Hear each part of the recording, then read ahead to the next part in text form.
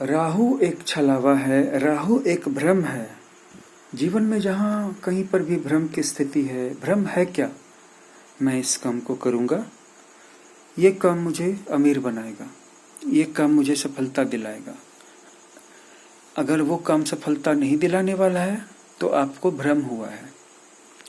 ये व्यक्ति मेरा साथ देगा, ये व्यक्ति मुझे धोखा दे ही नहीं सकता है। ये बात अगर झूठ है तो वहां पे राहु का भ्रम काम कर रहा है। हम सब अपनी अपनी आकांक्षाओं के कारण कभी कभी झूठ को भी सच मान करके उसके साथ जीते रहते हैं। लेकिन जब हम मैच्योर हो जाते हैं तो हम दोनों बातें सीख लेते हैं। एक तो ये कि दूसरों पर ज्यादा भरोसा किया ही न जाए, और पहली चीज, इससे भी पहली चीज है कि अपनी आकांक्षाओं को ही इस हद तक न बढ़ाया जाए कि हमसे कोई गलती हो जाए।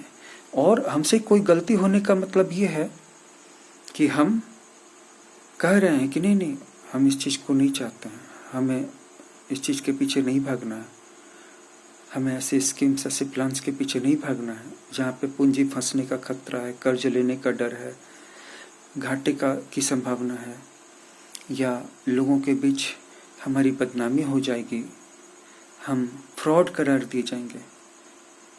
लेकिन फिर भी अचानक ऐसा समय आता है और हम वही काम कर बैठते हैं जिस काम के लिए हमने कसम खाई थी, संकल्प लिया था। तो आपके जीवन में भ्रम की स्थिति है।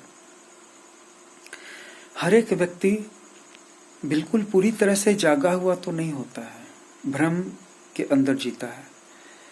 लड़कियां भ्रम में जीती हैं कि उनका बॉयफ्रेंड उन्हीं से प्रेम करता है, जबकि उनका बॉयफ्रेंड और भी किसी या किन्हीं दूसरी लड़कियों के साथ भी लाइन में होता है, चक्कर में होता है। लड़के भी यही सोचते हैं कि वो जिस लड़की को प्रेम करते हैं वो लड़की बस उन्हीं के प्रति समर्पित है। इस तरह के छोटे मोटे भ्रम एक बाप भी सोचता है कि उसका जो बेटा है जब बड़ा होगा तो वफादार रहेगा। इसी तरह बेटा भी सोचता है कि उसका बाप उसको हर संकट से निकाल लेगा, संकट मोचक है। एक दिन उन दोनों का भ्रम टूटता है, बेटों का भी टूटता है, बाप का भी टूटता है, बॉयफ्रेंड का भी टूटता है, गर्लफ्रेंड का भी टूट जाता है, पति का भी टूट जाता है, पत्नी का भी टूट जाता है, माँ बेटे का टूट जाता है, बाप बेटी का टूट जाता है, दोस्त दोस्त का टूट जाता है, किसी का भ्रम नहीं बचता। लेकिन फिर भी इसके बाद कुछ बचा रह जाता है।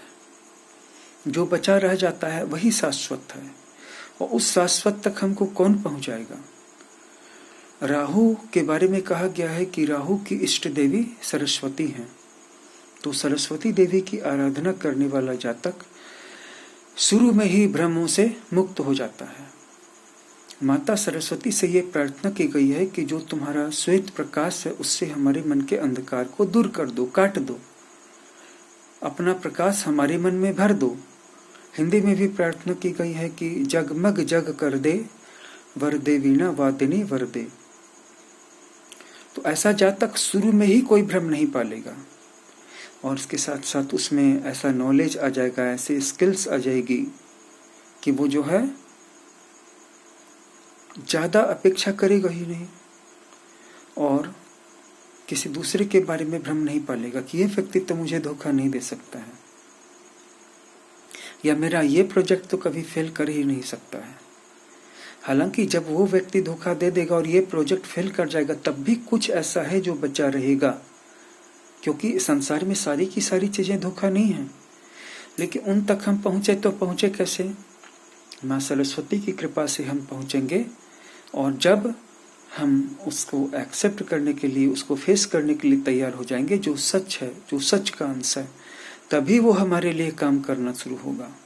और अगर एक बार हमने सच्चाई का पथ पकड़ लिया तब फिर चीजें सही ढंग से अपने अपने जगह पे गिरने लगेंगी, और तब हमारा हर प्लान सफल होगा, और हमारा हर प्लान ही भ्रम से मुक्त होगा। राहु एक भ्रम है, लेकिन आप इसकी पॉजिटिव शक्तियों से लाभ उठाइए, इसकी निगेटिव शक्तियों से बाहर आ जाइए। माँ सरस्वती को प्रणाम करके अपना हर दिन शुरू कीजिए।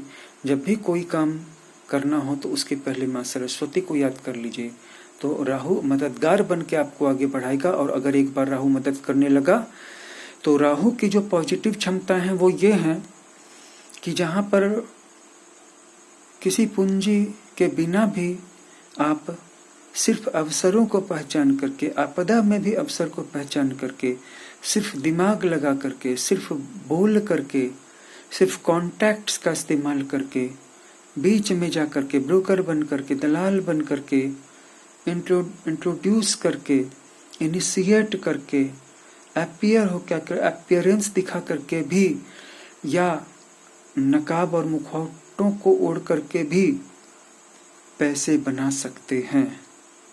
राहु उन छिपे हुए अवसरों को भी देख सकता है अगर अनुकूल हो गया तो। और अगर अनुकूल नहीं है तो राहु क्या आपसे कभी कर्ज लेकर के बैठा हुआ था? क्या आपने कभी राहु को कर्जा दिया था जो बदले में आपको करोड़पति बना देगा? जस्ट इसीलिए कि आपकी जन्म कुंडली में है। ऊपर से नीचे गिराने में राहु को बहुत मजा आता है। आपको दिखाएगा कि इस क्रिप्टो करेंसी में निवेश करो, इसके बाद जब उस क्रिप्टो करेंसी की प्राइस नीचे गिर जाएगी आप घबरा के बेच देंगे, या जाएगी ही नहीं, सालों साल तक ऊपर नहीं जाएगी। इसके बाद जब आप घबरा के बेच देंगे कि चलो जो पैसे निकल जाए, तब राहु हंसेगा। क्योंकि आपके जैसे लोभी व्यक्ति को बिना मेहनत के शॉर्टकट में सफलता पाने के, अमीर बनने के रास्ते पर ले जाना कितना आसान है, इसे राहु से बेहतर कौन जान सकता है। लेकिन अगर आपने सरस्वती माता को याद किया है तो आप ऐसा कोई काम नहीं करेंगे। न तो गलत प्लान पे विश्वास करेंगे और न गलत व्यक्ति पर यकीन करेंगे, और न अपनी उन गलत महत्वाकांक्षाओं को, प्रीमियम डिजायर्स को फैन करेंगे। राहु की पॉजिटिव शक्तियों से लाभ उठाइए। जय मां सरस्वती, जय मां शारदा।